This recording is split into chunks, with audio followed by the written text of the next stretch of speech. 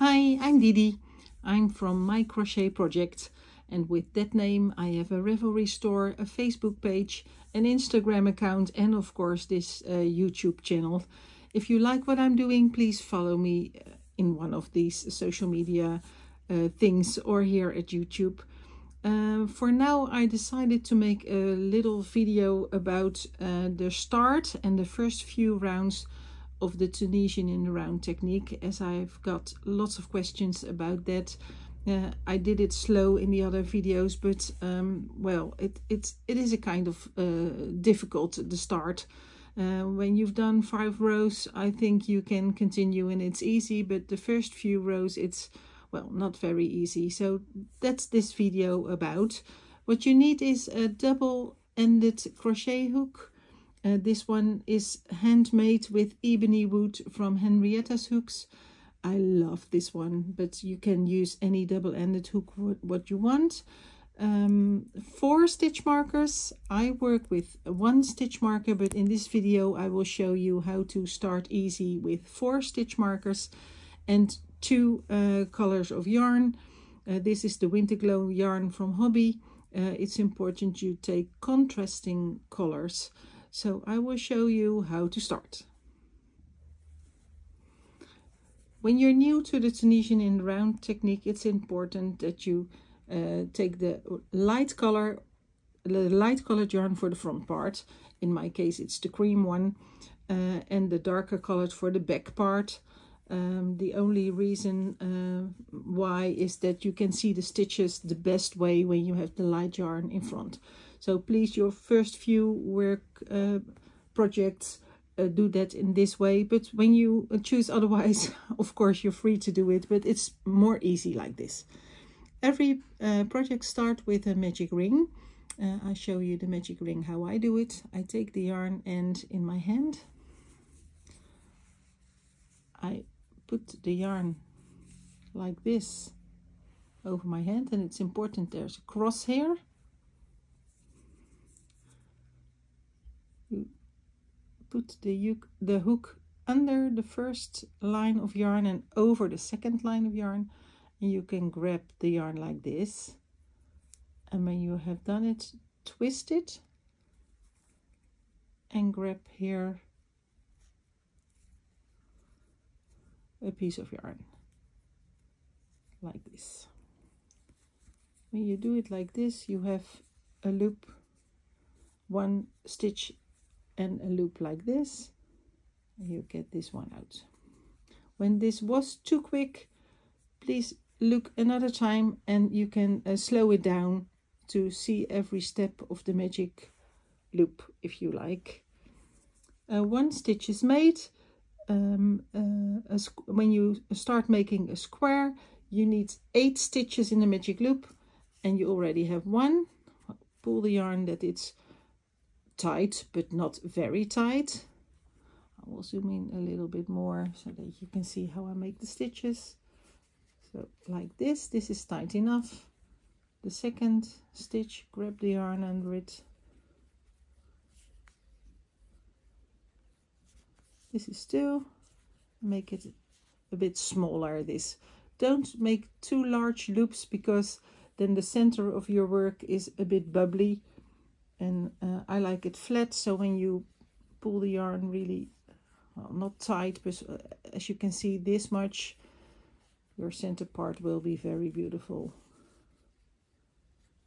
4,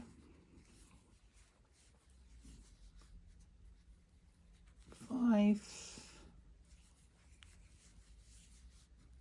6, 7, 8 stitches in the start. So when you have 8 stitches at your hook, you do, or you get your hook through just to the other side. Maybe I have to zoom out a bit so you can see it better, so that the yarn you were working at is at the right side, and your work is at this side of the hook. Then you take your dark yarn and make a little loop just like this. just a simple little loop. You put that over your hook and pull it that it's the same size as the white ones. And at this part, the first stitch of the project is get the dark yarn through one white loop. That is only in case of the first stitch. After this, we always grab yarn, get it through the dark loop and get it through one white loop. So only the first stitch of your project is get the yarn and put it through one white loop, and then after this get the yarn and get it through two loops. Get the yarn, two loops, get the yarn and two loops.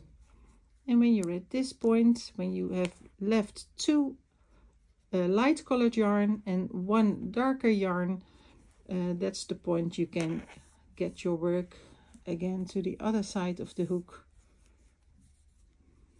like this, and this is how you finish the first row. Okay, when you've done this, we are continuing to work with the light colored yarn, and we can close the magic loop now. So just close it like this, and you see the center is really very nice. You have two tails. What I do is I put the tails on top to the head or the top of your table or whatever you're sitting at, like this. And this is the white yarn we were working at. It's over those tails, that's important. And the green, in my case, the dark yarn, you don't need that, so I put it down like this. So in this case, you cannot make any mistake when you do it like this. Two tails here, the yarn over it, one tail here. We have 4 stitch markers. We have 8 stitches. So obviously a square has 4 sides. So that is 2 stitches each side. And mostly all patterns with Tunisian in the round start with 2 knit stitches and 1 full stitch at each side. So when I insert a stitch marker in every first stitch, then I know where every corner starts. That's why I like to use, I don't like it, but people start working with the Tunisian in the round can use 4 stitch markers so that you can never make any mistake. I have 3 pink ones and 1 blue one. I take the blue one for the first stitch, so I know where my rows start. The rows will start at the blue stitch marker. So the first stitch is a knit stitch, and a knit stitch was a stitch you have to insert through your loop. So a little information about Tunisian in the round or Tunisian technique, crochet stitches technique. You have the loop, you see it like this. You have a front loop and you have a back loop. When you make a knit stitch, you insert your hook just in between the stitch, like this. That is a knit stitch.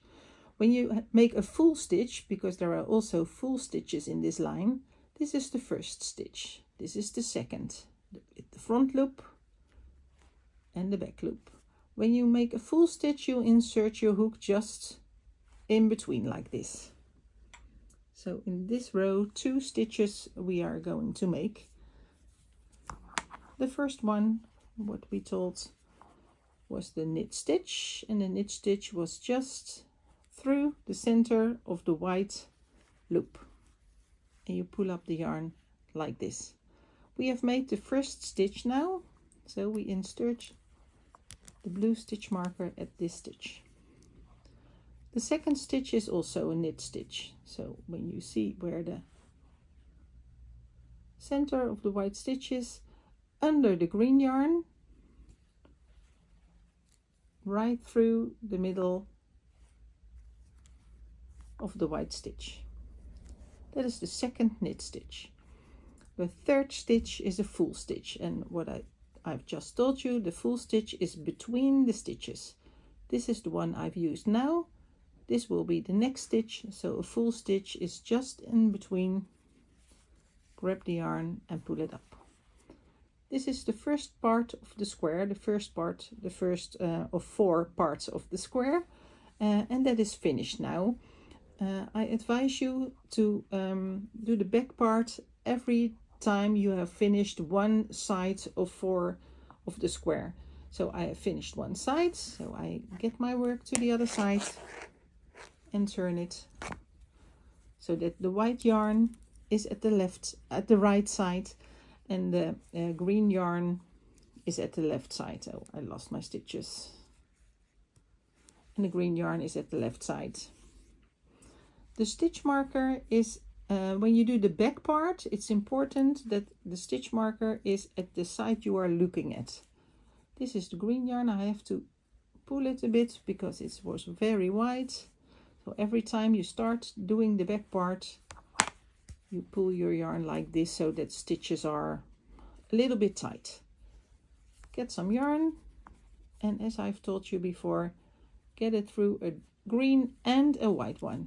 Grab the yarn, green and white, grab the yarn, green and white, just as long you have 2 white stitches and 1 green stitch left at your hook, like this.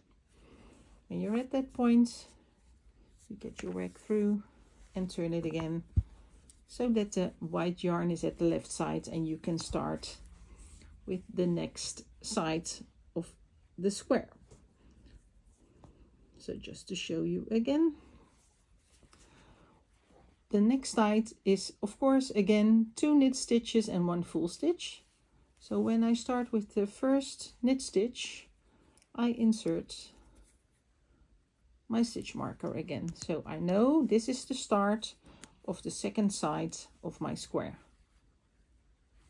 The second knit stitch, and after 2 knit stitches, a full stitch just in between these stitches. We go back to the other side, so we will do the back part. So as I told you, it's important that you look at your stitch marker, and we do the 3 stitches of the back part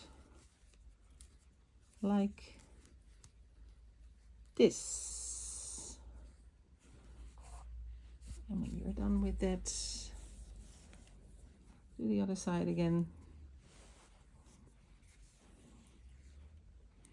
I've zoomed in quite a lot, so it's important that I stay that you can see me, that I'm not out of sight, so I have to watch close what I'm doing.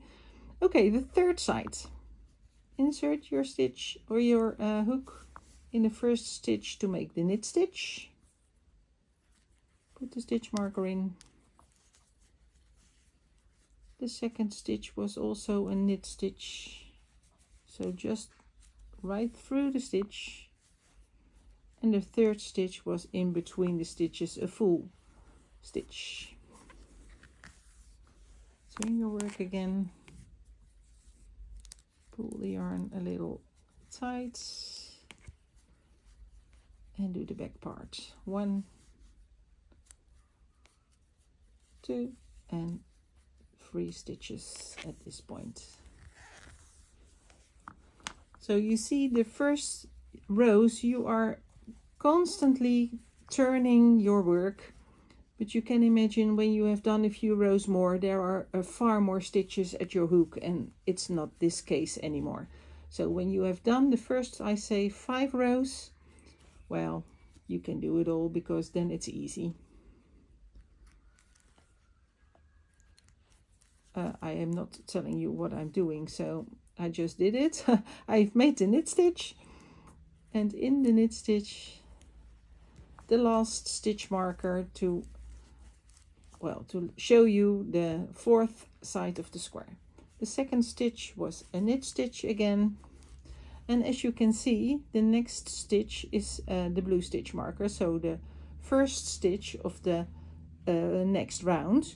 I've made 2 knit stitches and I need a full stitch, so we make the full stitch just between, as you can see, the last stitch and the next stitch, so just here in between. Okay, again to the other side. And when you're making the hexagon, it's just like this, but then you use 6 stitch markers, because in the hexagon, of course, you have 6 sides, but for the rest it's completely the same.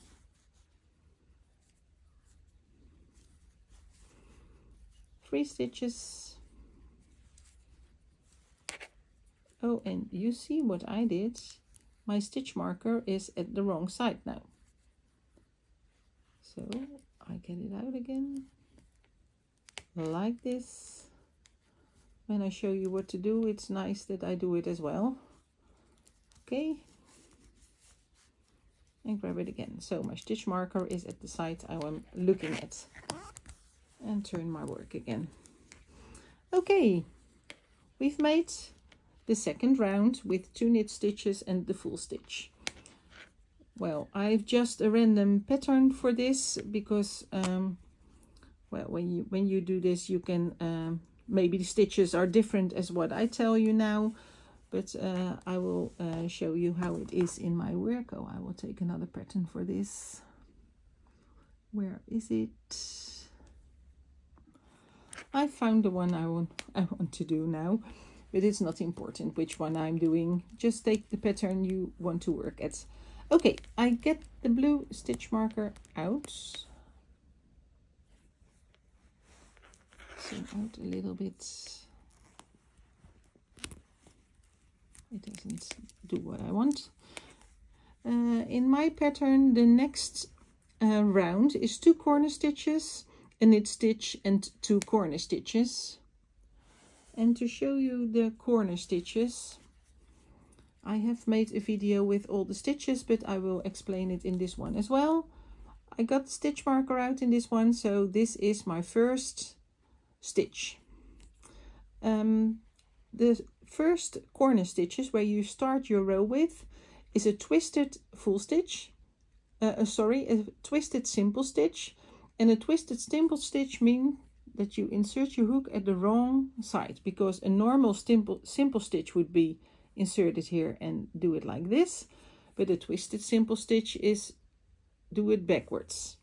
And to do that is I bend my hook, or turn my hook, that's the good word, and grab the stitch like this. So then I have inserted it from the other side, what I show you with the needle. Get your hook through, turn it again, grab the yarn and get it through. And when you look here, you see that it's twisted and bending to the right side. That's important to make the corner stitches, because the corner stitches, you will see that when you've done a few rows, need the stitches like this. So the first one is made. The second one of the corner stitches where you start with is a twisted knit stitch. Well, as you have twisted this stitch already, the only thing you have to do is find the space. Here's the back loop, and when you insert your hook right here under the green, can you see what I'm telling you? Just here, this is the white loop of the twisted stitch. Here is the green, here is the other loop. So you have to insert your hook right there to make a twisted knit stitch. And as you can see, I have made 2 stitches in 1 stitch so that the stitch looks twisted. So these were the first 2 corner stitches. The next stitch is the normal knit stitch. Well, here it is. Here is the stitch we need to use. So now I have a green yarn under it and green yarn on top of it. Am I taking the right one here? No, this is not the right one. I'm sorry. This is the stitch because I have the green one on top of it and green under it. You can see the next stitch when you turn your work like this. I've used that one, and then you see here is the next stitch. So in case you don't know which stitch you use, turn your work and find the next white loop. That is the one you have to use. So for the knit stitch, just insert it right through the center of the stitch. And what I forgot now, I get it out, 1, 2 stitches. This was the first stitch, and I of course have to insert my stitch marker in that, so that in the next round I know this is the start of my square. First corner stitch, the second, insert it right here. The knit stitch, and then we are at the last stitch. You can see that when you turn it, here is the white loop. And the last, the C1 stitches, the corner stitches at the end of the row, are a little bit more simple. You start with a normal knit stitch, so the same as we did before, and then a normal full simple stitch. So insert your hook from the right to the left side of your stitch, so that you have also 2 stitches in 1 stitch. So in this row we've made 5 stitches from 3 stitches, because we doubled the first one and we doubled the last one. So I get my work to the other side to do the back part, and that is every time the same. Grab the yarn, get it through. Oh, I'm sorry. Grab the yarn, get it through. Oh, this was not very special to show you. And because of all the stitch markers hanging at your work, you have to be a little careful what you're doing. So this is the back part of the first side of the square. I turn my work again. And you can see that I'm at the next stitch marker. So I get it out to make my stitch first, and then get it in again. So this is the loop I need to use. A twisted simple stitch like this. Grab the yarn, turn your hook, do it like this. So when you can't see it very closely, please repeat what I'm doing and make it slow in the YouTube, with the YouTube button, slow it down so you can see it step by step. The twisted knit stitch, here is the loop. So here is the space I have to insert my hook. And at this point, the first 2 corner stitches are made. The next one was a normal knit stitch like this, and the last one 2 corner stitches made of a normal knit stitch and just a simple stitch like this. Well, I'll go to the back part and I continue finishing the other 2 sides, and I'll be back with you when I'm at the blue stitch marker. And I'm back at the blue stitch marker. The next stitch has the blue stitch marker. So I know this is the start of the next round, and it's round 4. This round, I'm sorry, I hit my camera. The next round, every round starts with 2 corner stitches. So this row, it's not any different, so you know what to begin with. And because of the stitch marker, the white loop is at the back side and I want it at the front side. So first grab it a little bit that it's like this, so I can grab it more easily to make the twisted simple stitch. Get it through, turn the hook, grab the yarn. That is the first stitch, and get the stitch marker in to mark the start of the complete row. Well, I have to get it out a little bit to find the space for the next corner stitch, and at this point I've made the 2 corner stitches. In this row it's quite simple. We need 3 knit stitches just in between, and then the last stitch, 2 corner stitches, start with a knit stitch and a simple stitch. And we've made the first side of row 4. Get your work to the other sides. Be aware that you watch the stitch marker when you do the backboard. And then get your hook backwards like this.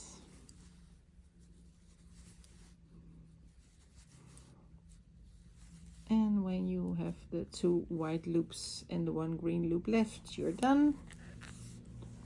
And turn your work again. Now, well, you can get the stitch marker out and start the second side, then the third, then the fourth. And I'll show you again the 5th line when I'm back at the blue stitch marker. At this point, at the end of row 4, here's the blue stitch marker. You can see the shape coming, the square shape of the pattern is showing up like now. And when you look carefully, although I've made all knit stitches and the corner stitches, you can see the corner stitches appear like here, because this is the stitch marker to show the start of the row, and you see here the the corner stitches. So I get the blue one out to start row 5. There is a new stitch in row 5 I want to show you, and I want you to show you a little trick how you can work with the stitch marker without needing it to get it in and out every time, because when you have 4 stitch markers it's a lot of work. Pull up the loop like this. Because of the stitch marker it was at the back side, and now the white stitch is at the front side. Insert your hook like this again to make the corner stitch. Help it a little bit. Turn your hook, grab the yarn. Well, at this point you can insert your stitch marker again here to point out the first stitch of the square. But what you can do as well is insert your stitch marker right here under 2 loops and close it here to show where the start of the row is. And why? When you've made your round and you come back here, you don't need to get the stitch marker out to make the first stitch of row 6. So you can leave it maybe a few rows if you like. If it's not, if you're afraid you won't see it, you can take it with you every row. But I think it's a good way to leave it here, work a few rows, and then get it up. It saves a lot of time to get stitch markers in and out, so I like that way, but that's personal again. I've made the first stitch, and I need that twisted knit stitch, so maybe I had left the stitch marker out, but I will manage. The first corner stitches are in.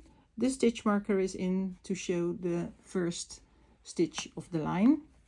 So in this row we need to make first 1 knit stitch. Well, we know how to do that one. And then after that we have a reverse stitch.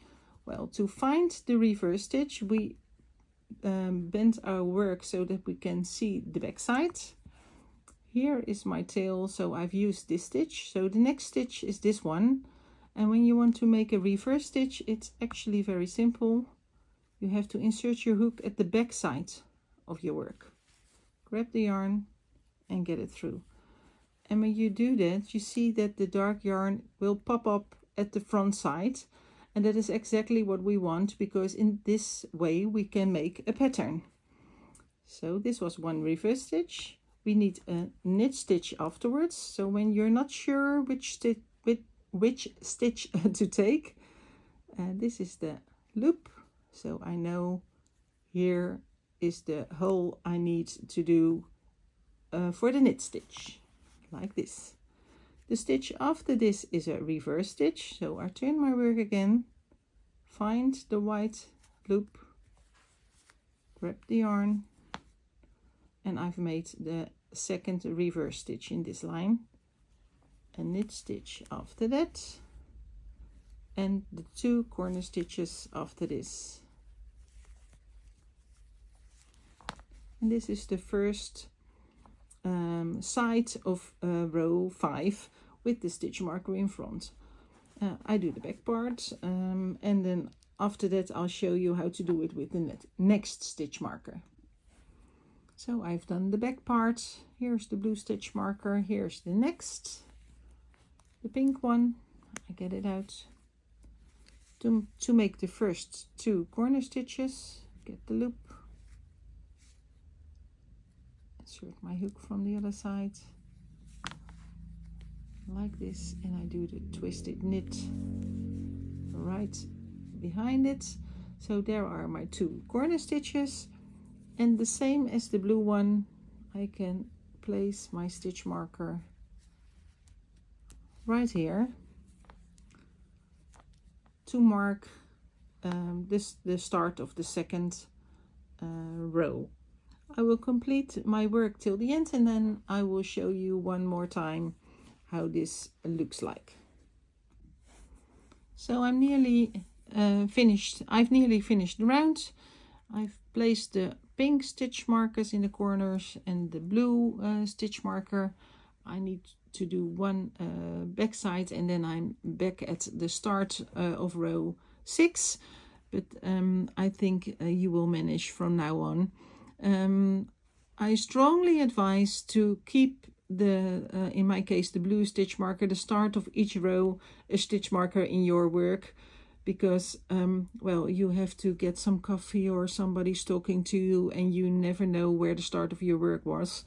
When you get a little more experienced, you will find out that these stitches are the corners, but then you know where the start of each row is. So when you feel safe enough, you can get the pink ones out.